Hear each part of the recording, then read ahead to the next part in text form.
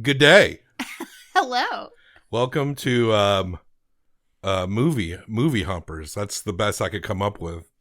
I like it because we're taking a venture into. We love movies so much. You'll probably hear weird sounds coming from the floor here. Our dogs. It's dogs. It's not. Yeah, hold on. There's like else happening. Look, there's a dog right over there, Jackie. So now I got to readjust that. You almost need a third optional dog cam.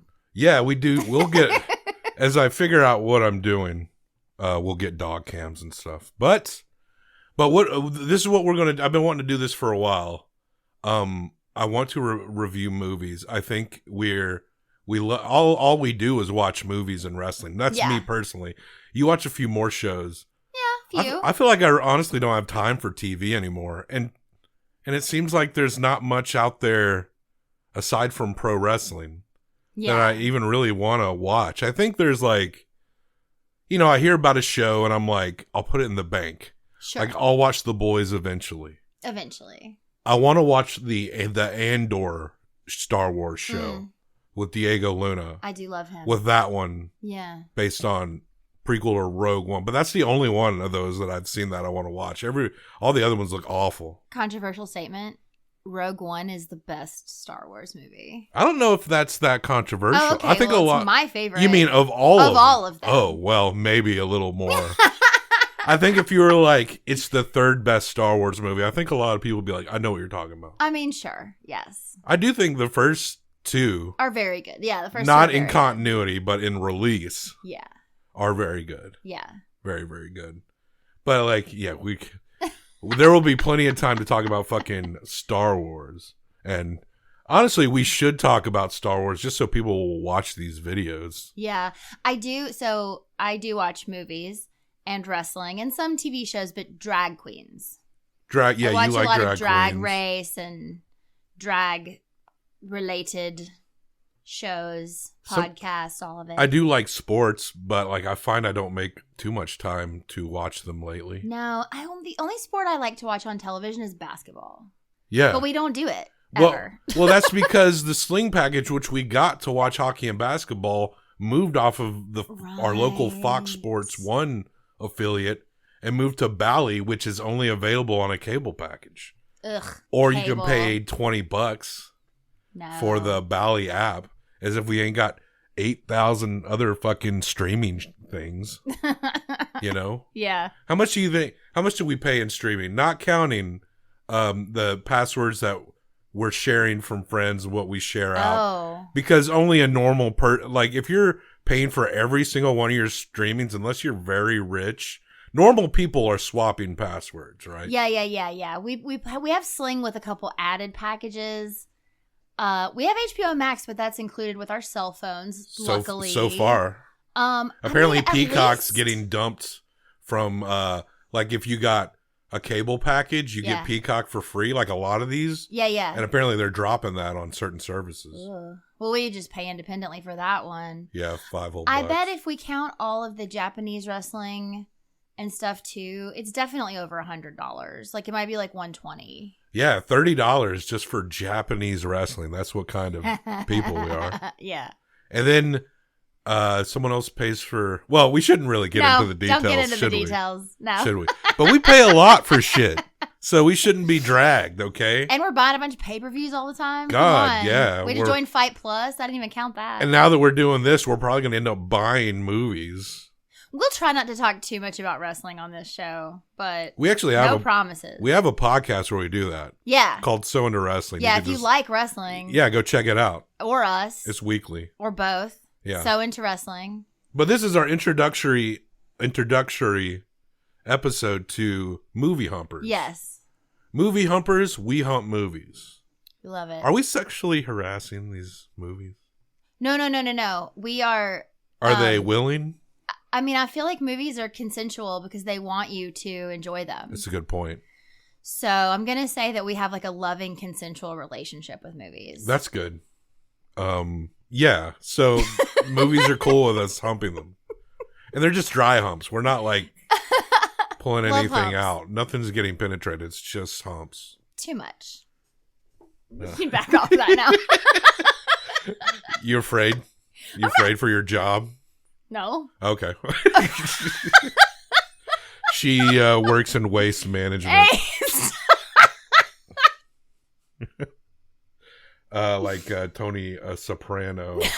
Yeah, me and Tony. But we're going to review movies. I want to do at least one new one every week. Uh-huh. And then other ones that no one will watch that we would just want to talk about. I mean, they might want to talk about them too. Yeah. And if we'll we get like into them, someone should probably else like them. But I'm just saying that because like I feel like I'm at a low ebb of wanting to watch shit like superhero movies. Oh yeah, yeah. But when you go online to talk about movies, there's 8 gajillion people bringing up like the Batman or some shit, you know, like movies that like aren't bad, but I'm just tired. Yeah, and we're not going to talk about that stuff very much. So we are the movie review podcast or movie discussion podcast video cast. What are we? It's like a vlog, I guess. Yeah. And podcast. We're recording our thoughts about movies, and maybe we're the person that you click on if you're tired of the superhero movies like we are. No, we're going to end up talking about everything at some point. Yeah. Well, it just is going to happen. But we want to, do we want to be controversial? Ooh. What do you mean? I don't know.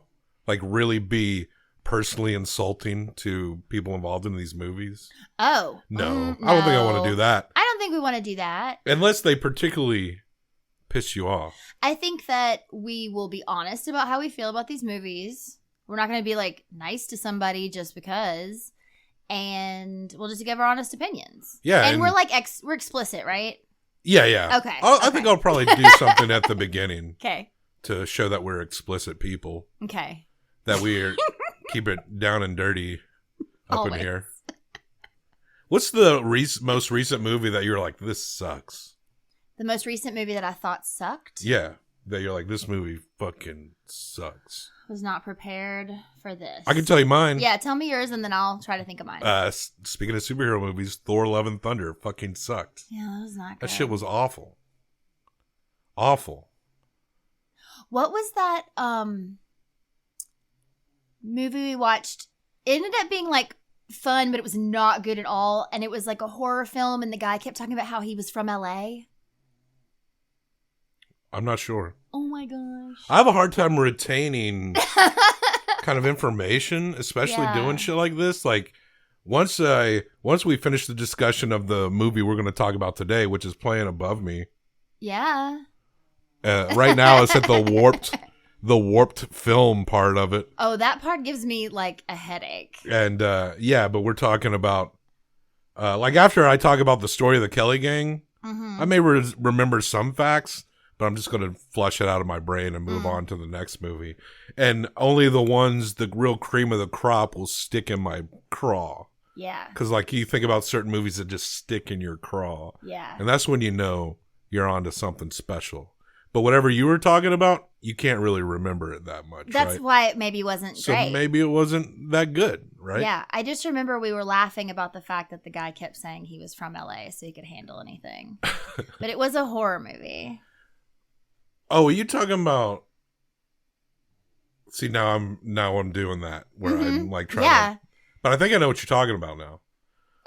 Yeah, but it was not memorable. People in the house. Were people in the house?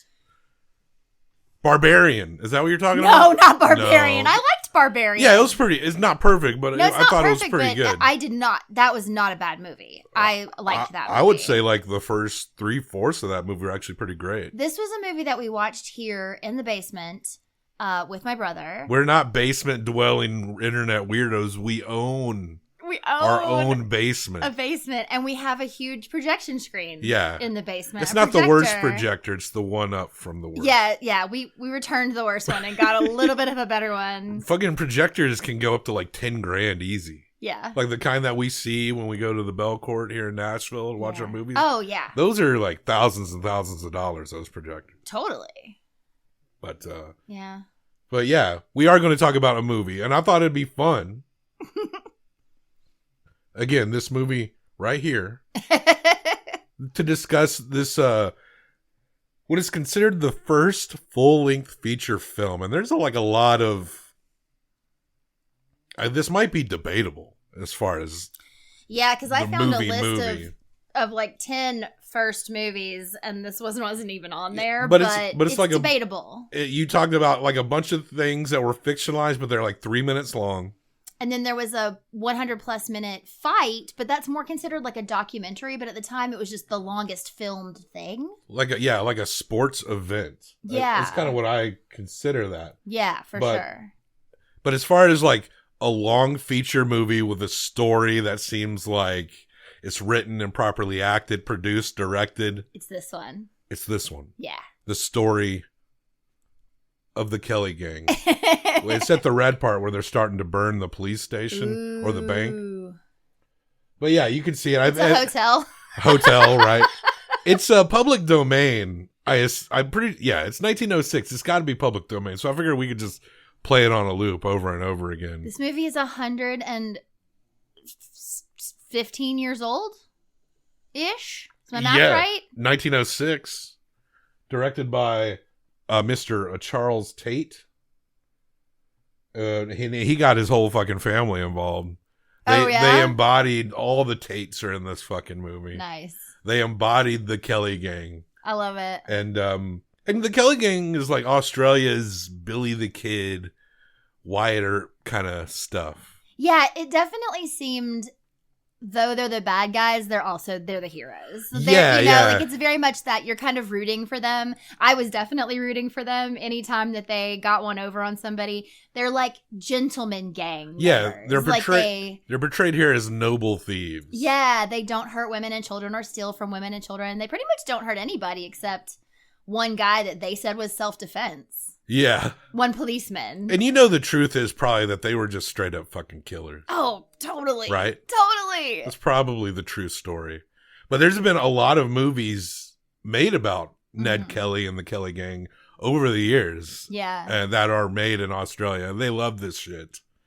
It's like they're Hatfields and McCoys. And yeah, that's some shit that we are supposed to be into over here. That we don't know shit about. Right.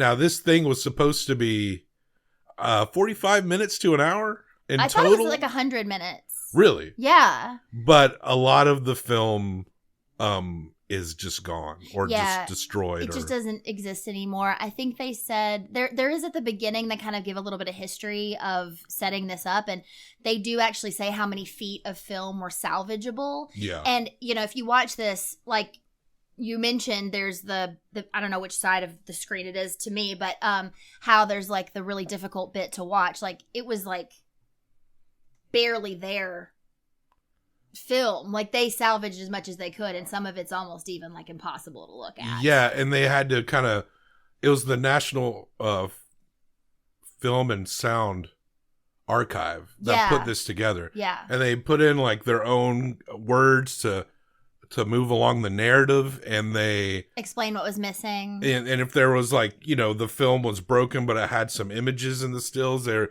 they kind of put that in to contribute to the narrative. And there's some cool images in this movie. Yeah. They also pulled from some images that had been on a poster, some like kind of advertising sort of stills too. And if you would have figured who would put out the first full-length feature film, would you really think it would be Redneck England?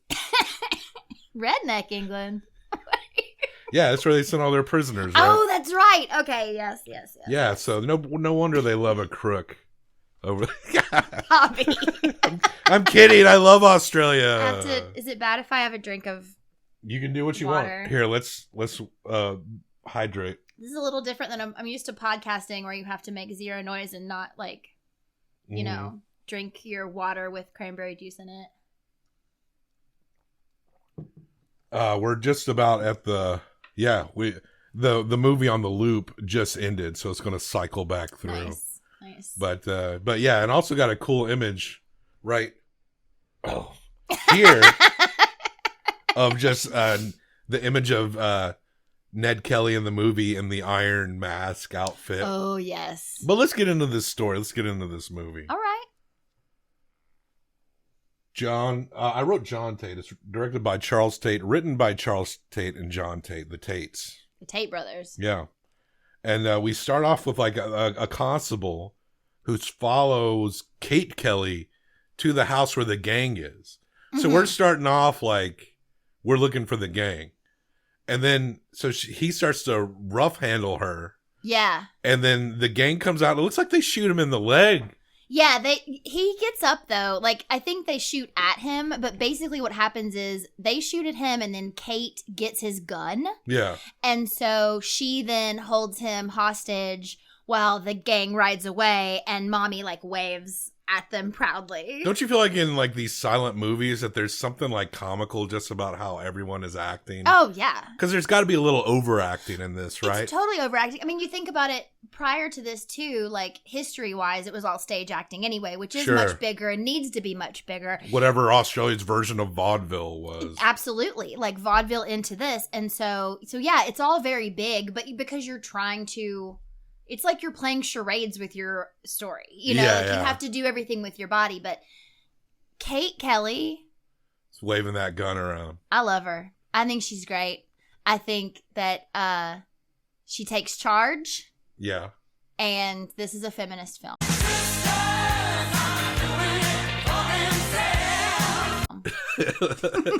Yeah, Kate Kelly and Mrs. Eileen Warnos. Oh, yeah. You killed 7 men.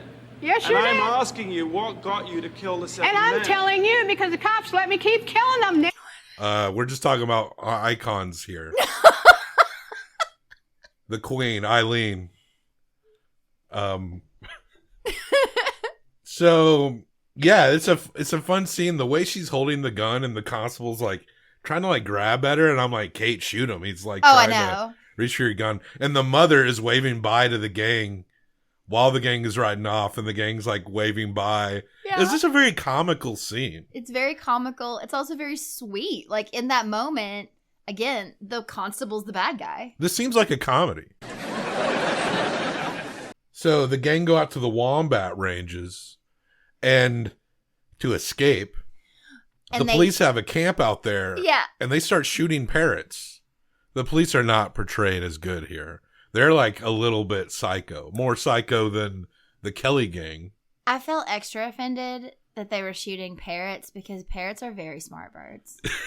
Yeah. I've recently been obsessed with parrots, as you well know. Yeah. We're not going to get a parrot because No, we have can't. 3 dogs and 3 cats, and our roommate has a cat. Like, this is not a good place for a bird. But Yeah. I'm a little obsessed with parrots, and parrots are extremely smart. So you know what?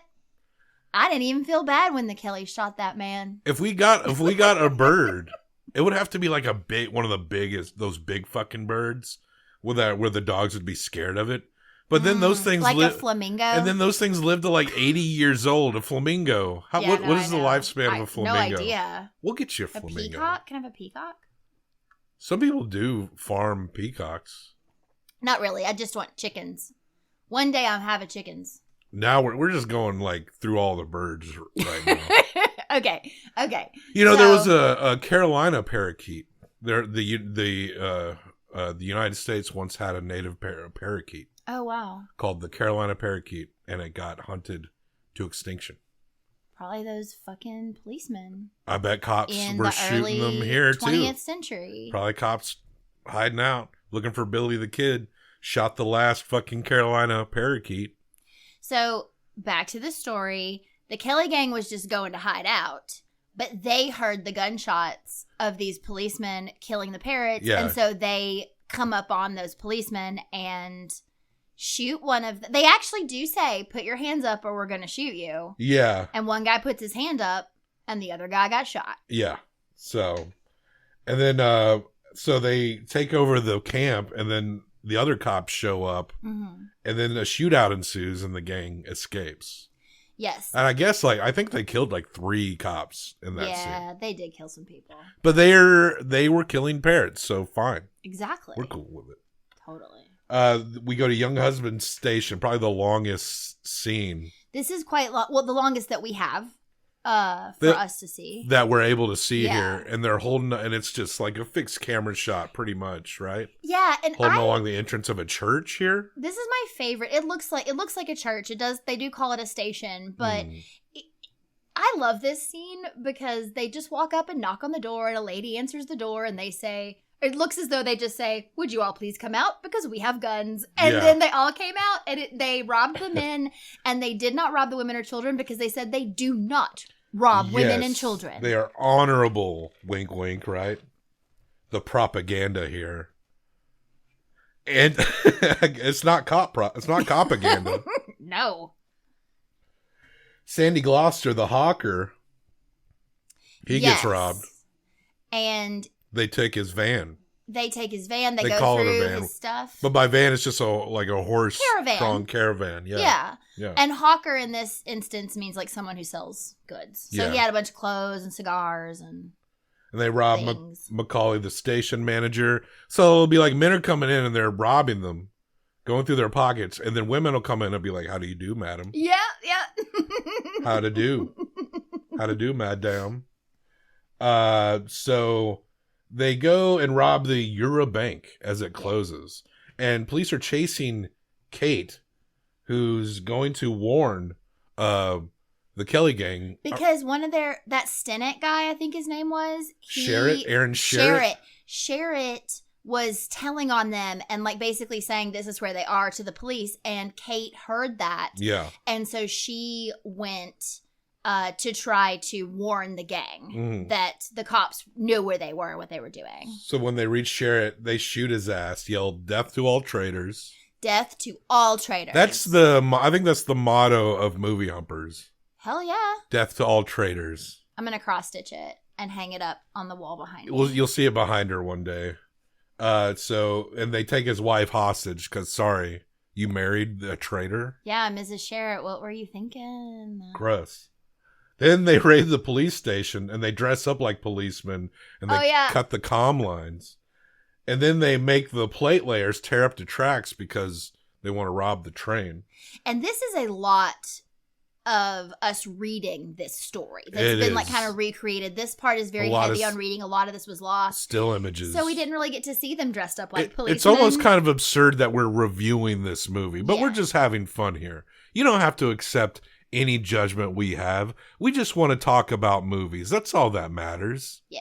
But if you do disagree with us regarding any movie we discuss in the future, you're wrong and we're right. So that's all you really need to know. But we're just trying to have fun here. Yep. We're just trying to have fun. So this is when they go to the hotel. Yeah. Because they're waiting for the train to wreck so they can go and get their spoils. Someone prevents the train. Someone who got out of the hostage situation, who knew the train was going to crash, went and prevented the train from derailing. So that was prevented. It was like this headmaster of the school.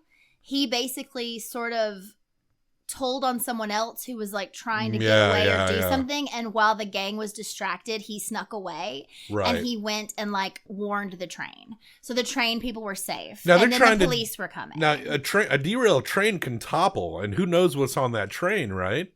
So that's kind of not. Just killed a bunch of people. That's kind of like they're talking about how they don't rob women or children, but like there could be women and children on this train that's going to derail. These are technicalities that you're getting into right now that are really not necessary to this story. The eggs that lead to the omelet. They can't see what's on the train. They are assuming it is gold and not children. Maybe just a pure supply train, right? Maybe. Because of sexism, there probably weren't women working on the train. Because of sexism. But because Kate Kelly was the first ever feminist. Riding side saddle with that pistol. She was Eileen Wuornos before we had an Eileen Wuornos. There is You sabotaged my ass, society. Stop calling her Eileen Wuornos. There is a beautiful picture of her, though, side saddle on a white horse holding a gun. Yeah, it's pretty dope. It's pretty dope. It's kind of one of the best images of the whole movie. Yes. I think the movie posters of this should be that with the words "Death to all traitors." Yes. Yes. Oh, also, my second favorite image that they showed us was a still also, and it was where the gang is reading their wanted poster. Yeah. And it looked like a record cover or something. So they're holed up in the Glen Rowan Hotel. Uh-huh. And the police are like, how do we get a gang out of here? Even though that there's children and women in this hotel. We set the whole fucking thing on fire. Yeah. Father Gibney is like, no. They present Father Gibney as like the hero guy. There's a dude that gets shot that's a hostage.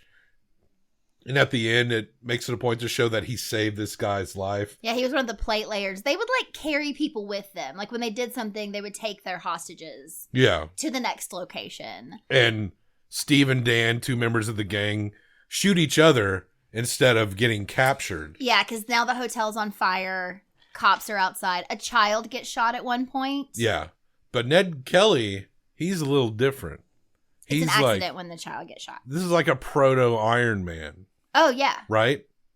Well, where's he been this whole time? Because it talks about how he hid till the morning. Yeah, he hid somewhere and then found all this metal gear. Pots Yeah, he and put all this pans. like armor on. He put like a makeshift armor on. And I think this is like the climax. This is what makes the story of the Kelly gang different. Yeah. Is that he was straight up like, I am Iron Man. And he came out like shooting. Yeah. And at first they're trying to shoot him like, I guess, in the chest and stuff. And the bullets are bouncing off. He gets shot in the hand, which sucks, but he's still kind of up. Yeah. Then they shoot him in the legs. And they take him down. And then they take him down. And then Ned is captured. And that is the end of the 1906 story of the Kelly gang. It's the Iron Man thing that kind of makes this story stand out. Yeah. Because we'd watched this some time ago before. Yeah. In anticipation of doing something like this. And when it went to the end and the guy's wearing the armor, I realized that I'd heard this story before. Because that's the detail of a dude, an outlaw, trying to get away from cops, dresses up in armor to try to get away with being a gang member, I guess. So, yeah. And that's kind of the cool detail, right? Yeah. Do you think if he didn't put the armor on, would Australia be as obsessed?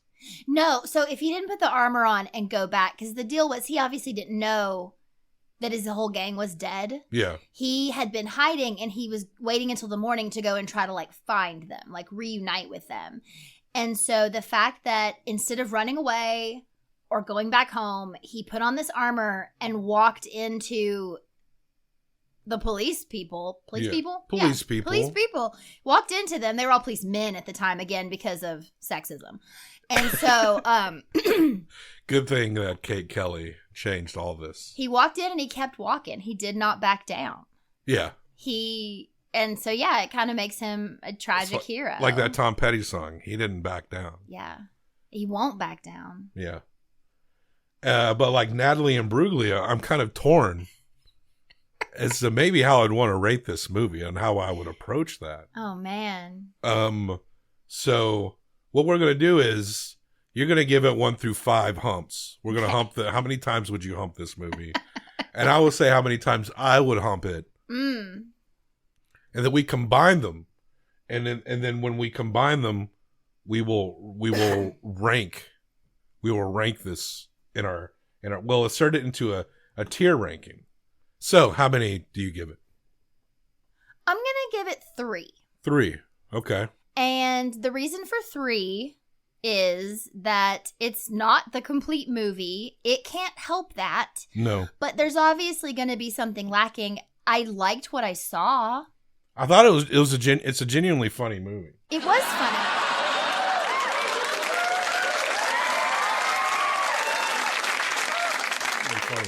It was funny, and I think for being the first movie ever, like, you have to give it some props as well.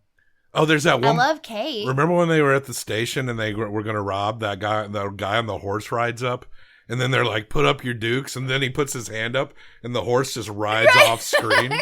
Like, that was generally like funnier than most comedy things I've seen lately. Gosh, now I'm like, did I give it a high enough score? Oh, actually, I think I understand why it's around average, because I don't think you can call it bad. No. But it'd be weird to be like, this is the best movie I've ever seen. I'm going to stay with 3 because I really feel like it's, a little above middle. Mm-hmm. And if I could watch the whole movie, I would. Yes. I would. And it might get higher. I would refuse. If they found a lost print, I would refuse to watch it. I'm going to give it a 2.75, just slightly above average. I also have for the historical factor. sorry, not to interrupt you, but I do happen to already have a favorite black and white silent film. So. Oh, Haxon? Yes. Yeah. Well, we're not talking about that. Well, but someday maybe we You'll will probably talk about give that Haxon like a because 5. Haxon is the best. The best black and white film. Black and white silent film that exists. I think it's like a Swedish and Danish movie. Documentary film. Documentary about the history of witchcraft with some great Yeah, we recommend It's Haxon. so good. I think that's public domain too. So I think it is. We should watch it. So 3 combined with 2.75, that is 5.75. A 5.75 ranking brings it into. Hold on just a second here. Well, it brings it into a C tier. Mm. So as of this recording, as of this time, the best ever C tier movie is The Story of the Kelly Gang. All right. 1906, directed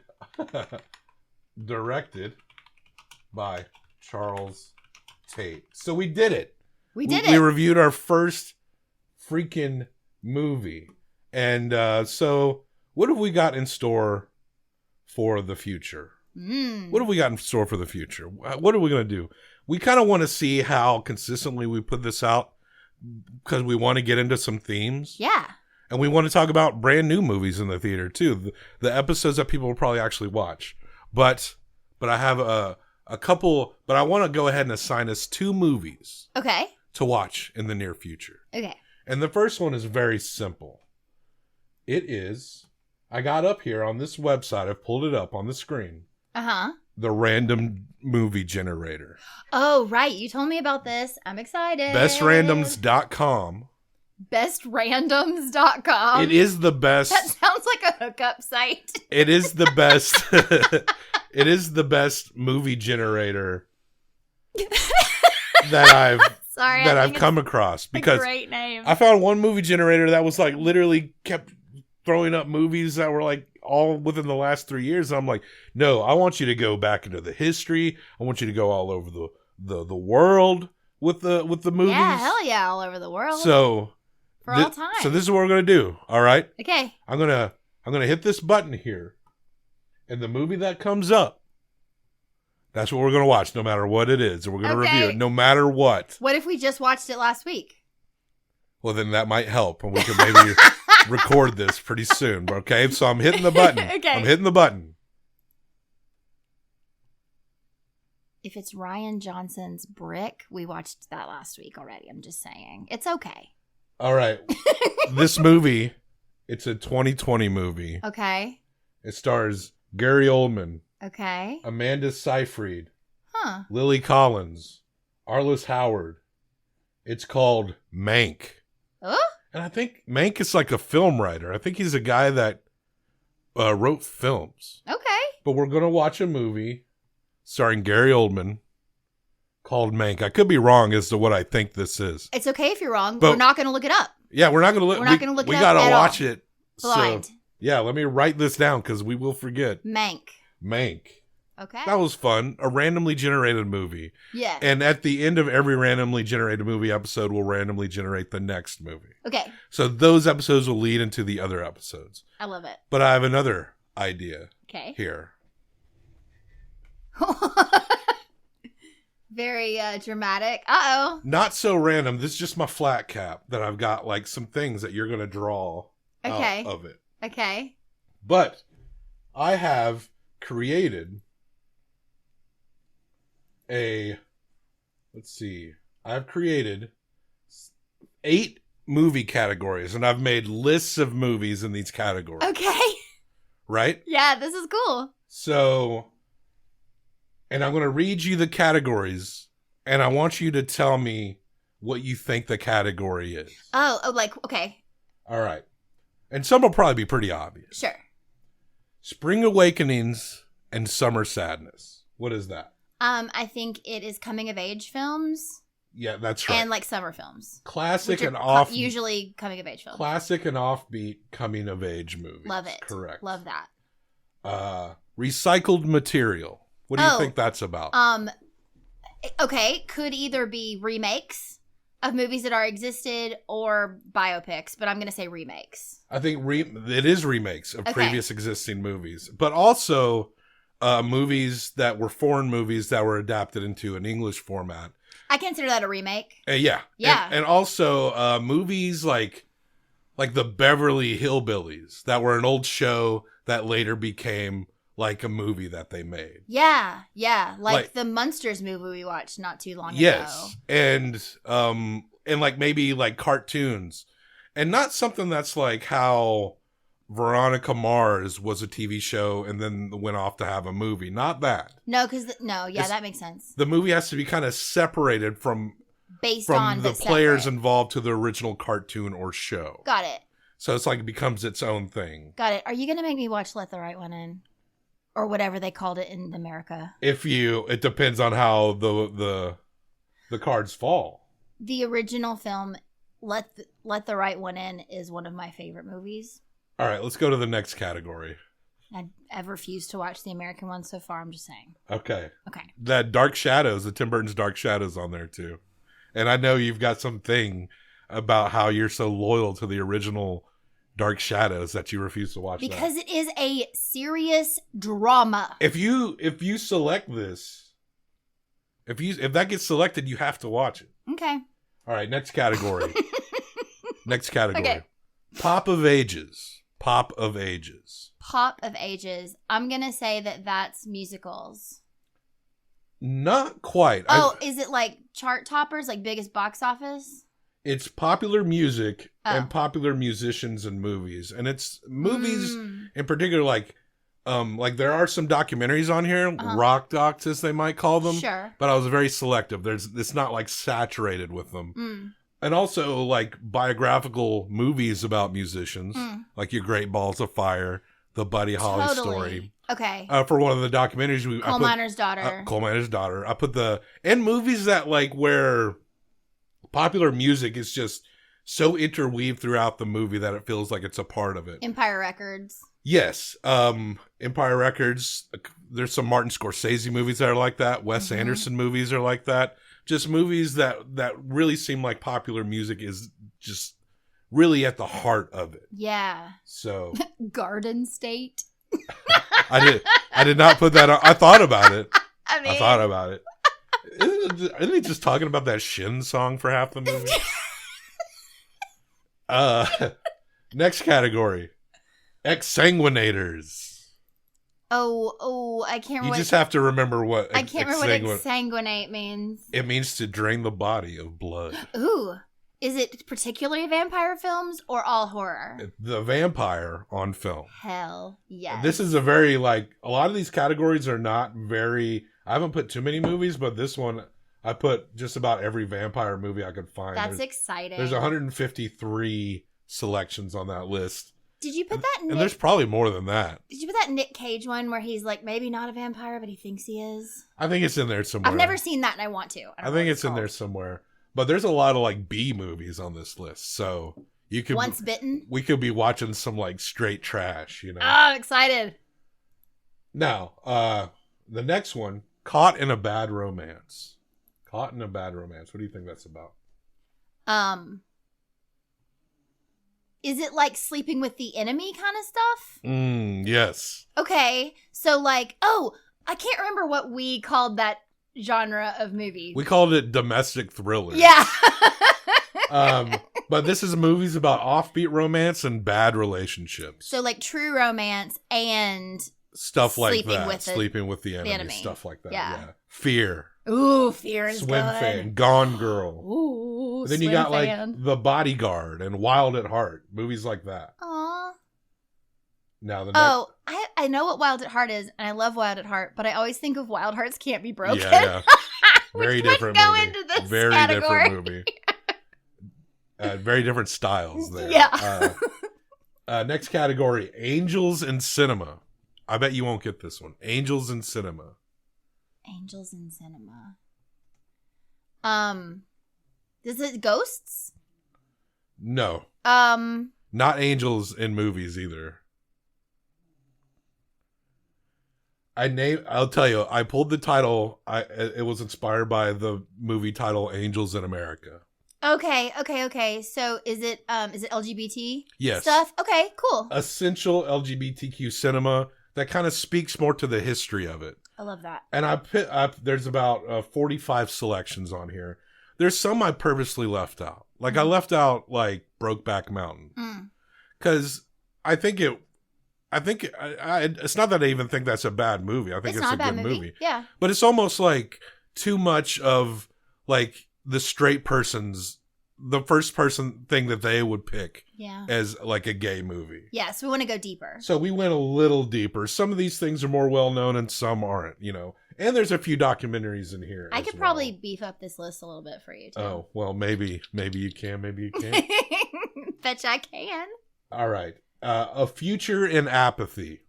What is that? What do you think that is? Post-apocalyptic or A Future in Apathy? If it's not post-apocalyptic, then maybe sci-fi robot AI shit. Pretty close. Like you're half right. It's science fiction from the 90s. Okay. And you know that Bill and Ted. that stereotype that like at least it's like a Western stereotype of that like we were like oh we didn't know we didn't care the 90s it's stupid but that's how I got that title. Okay. And you could just imagine all the sci-fi movies we grew up watching that weren't in the 80s. And our last category, a challenging performance for everybody. What do you think that category is about? A challenging performance for everybody? For everybody. It's going to be challenging for everybody. Please tell me you're not going to make me watch Woody Allen films. Well, some categories have a couple of Woody Allen movies in them. Can I just go ahead and state for the record right now that I hate Woody Allen and I'm not going to want to watch any of these movies and I might throw up. Well, if you throw up, that could be a part of your grade, your rating. As long as not a single fucking penny we pay for anything. Yeah, we'll steal them. Okay. Allegedly, we'll steal them. Not paying. We'll steal them. Any money. We'll allegedly steal the Woody Allen. Woody movies. Allen, anything. So you want me to tell you what this category is? Movies in which actors portray people with intellectual disabilities. We're going to have to watch Riding on the Bus with My Sister. That is on the list. This is the this is the shortest list. Yeah, I'm sure. That we have because there's actually a lot of movies like, you know, made for TV movies about like this single mom has an autistic son. It's like sure. It's not worth talking about here. Mm-mm. There actually is a few movies on here where like it is about kind of extreme cases of autism. Sure. But the majority of like we're not talking about autism unless it's at its most like Rain Man is on here, right? Mm-hmm, to the point where it seems like really debilitating. But most autism, you can live with it. You can live a normal life. It's not an intellectual thing. Yeah. Although a couple cases on here are kind of extreme. But we're talking like, I can go through the whole list right now, like Of Mice and Men, Charlie, Rain Man, The Other of Mice and Men, What's Eating Gilbert Grape. I love the... So far, those are all good. I love the porn parody, Who's Eating Gilbert's Grape.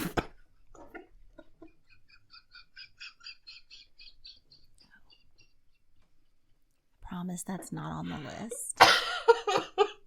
list. Forrest Gump. Okay. The Boys Next Door, which is based on a play. I don't think I know that one. Sling Blade, one of my classic favorites. That's a good movie. Isn't it? Yeah. I haven't seen it since it came out. I just like that scene where Dwight Yoakam gets angry. I like that he doesn't wear a hat. Yeah. There's Something About Mary. There is this one might be debatable actually. I've never seen There's Something About Mary. There's a really? Well, yeah. I've seen some clips. I've never watched it. There's a Lars von Trier movie called Idiotaren. That might not technically qualify. We'll see. The Other Sister. Yeah. There's one that came out in 1999 called Molly. Okay. Which kind of has a similar plot to Charlie. Interesting. I'm interested in Charlie because I don't know if I've seen the movie, but I've read Flowers for Algernon multiple times. Yeah. I don't think I read that book coming up, but really? I know a lot of people did. I don't know how I missed it. It's a good one. I Am Sam. Okay. Pumpkin. Okay. That's when Christina Ricci is. I saw that. Is she okay? She's dating a boy with. Right. Okay. It's been a long time since I saw that one too. Radio. Mm-hmm. Profoundly Normal, which features a Kirstie Alley, who's crushing it. I do know of that. Yes, I've heard people talk about it. Who acts her freaking head off in this movie. Riding the Bus with My Sister. Yeah. The Ringer. Okay. Which specifically has both people with certain disabilities and people portraying people. It's like both. Mm-hmm. But The Ringer kind of is like more of a heartwarming tale than you would think. There's an Australian film called The Black Balloon and a Safdie brothers movie called Good Time, where Benny Safdie plays a brother of the main character who has intellectual disabilities. Okay. And let me tell you, when I named everything in chronological order from what I was able to find.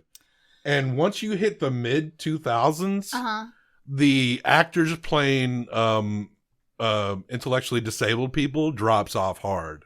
Like it's not until it's The Ringers in 2005, and then The Black Balloon pops up in 2008, and then after that, it's like Good Time comes out in 2017. Like Hollywood at that point was like, we shouldn't be doing this. Let's stop. Yeah. Let's stop this, please. Yeah. I'm surprised that you didn't put the movie I told you about last week on here. The Dream Team. The Dream, I don't. It's a good one. It's like Michael Keaton, Christopher Lloyd, guys like that. Yeah. They are in a home because they're mentally disabled, and they escape and go on an adventure. Like, wow. Well, see, how did I not hear about this? I don't know. I feel like I told you about it. It's very challenging putting this list together. Yeah, sure. And it's challenging in the sense that, like, people kept lumping in, like, I wanted a very specific category, and people kept lumping in, like, physical disabilities, like my left foot. And I'm like, these aren't the same. These aren't the same. That's not what I'm looking for. And specifically, it has to be actors portraying intellectual disabilities. There are a lot of, like, it's a lot more common nowadays that you have actors, like, say, with Down syndrome. Like, there's more than ever. Absolutely. And they're doing genuine roles. Yep. But yeah, so I've got this flat cap. Right? And so I'm going to hold this out to you. Okay. And you're going to draw one. Okay? Okay. I'm trying to just get one. They're tangled. Yeah, sorry. Okay, got it. All right, you got one. Tell me what it is. Future in Apathy. Future in Apathy. Now, let me put something. Do I roll here. a die or something? Nope. Oh, are you going to do a number generator? Yep. Okay. So, a future in apathy. I so don't care about this. All right, so Future in Apathy, we have 76 selections here. So let me look up random number generator. We're going to go from 0 to 76. 0? Yes, just to kind of up the odds of getting a 1. Okay. If that makes That's not the case, but just pretend what I said makes sense. What's going to pick 0? Just pretend what I said makes sense. If it picks 0, do I draw again? No. Well, all right, so here we go. I'm 0 to 76. I'm hitting the generate. The number is 63. The 63rd movie on this list is Robert Longo's 1995 film starring Keanu Reeves, Johnny Mnemonic. Oh my gosh! We're watching Johnny Mnemonic. It is supposedly very dated. I haven't seen it since back then, and so I don't remember it. I'm sure I'll remember it once we start watching it, but I'm excited. I don't recall it being a very well-regarded movie, but it's a movie it's a tech-based movie from the mid-90s, so. You give me Keanu Reeves in the 90s, doing anything, I'm there. So there we go, right? I love Keanu Reeves. Keanu. You know, it's interesting, because he's beloved now, but he's beloved based on his perspective of just being this really solid dude. Yeah. Like, he's not really beloved really that much by his movies. Because back in the day, he was kind of known as maybe not the best actor. That was his reputation. But he also has been in movies. It may not be fair to say that across the board, but he was very much criticized in the way that he always played the exact same thing. Well, it was when he moved from playing like kind of the dumb like cutie boy, which was very much which early he was 90s, good at that. which he was very good at. It was when he tried to move into more serious things, which I think this might have even been the turn movie. Yeah. We'd have to look at the like chronological I think of his movies. I think The Matrix might be the that movie was after this. Yeah. But I'm saying that might be the movie that became so big that it was undeniable. That he kind of was able to maybe be a little more selective going into the future. Yeah. Because I noticed he's not just in every movie. I actually read about how he turns down all these movies. Yeah. There is a scene, though, in the first Matrix where he's, like, talking to himself on the ledge of a building, and it's so bad. But I love him. Like, but I always have. But I fell in love with him when it was, like, Parenthood, Bill and Ted. Yes. Like, back then.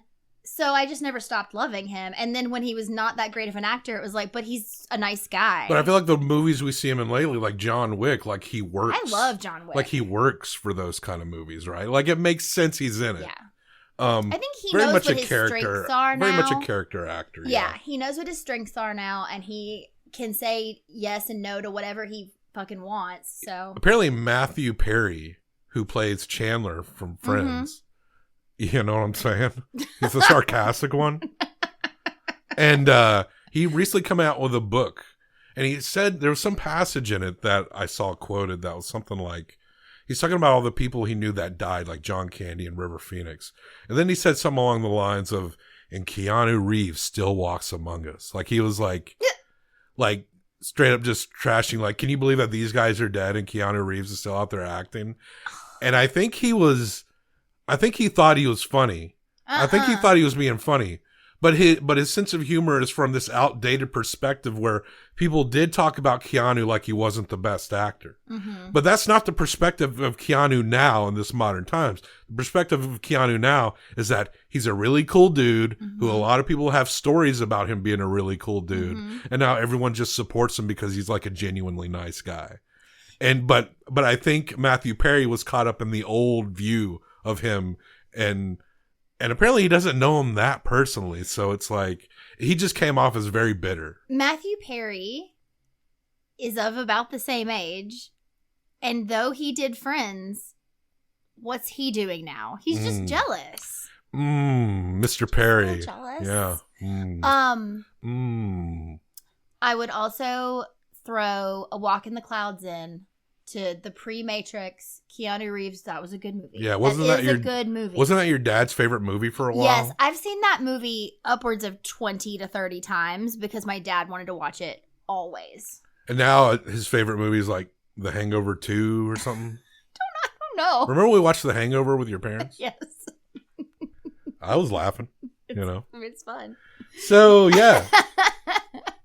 That's this episode, your introduction to Movie Humpers. And we have assignments now that we'll get to when we can get to. Mank, 2020 Mank, starring Gary Oldman. I already had forgotten. And 1995's Keanu vehicle, Johnny Mnemonic. Exciting.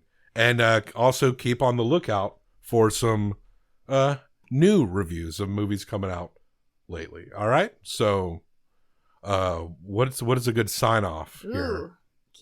Keep on humping. Keep on humping.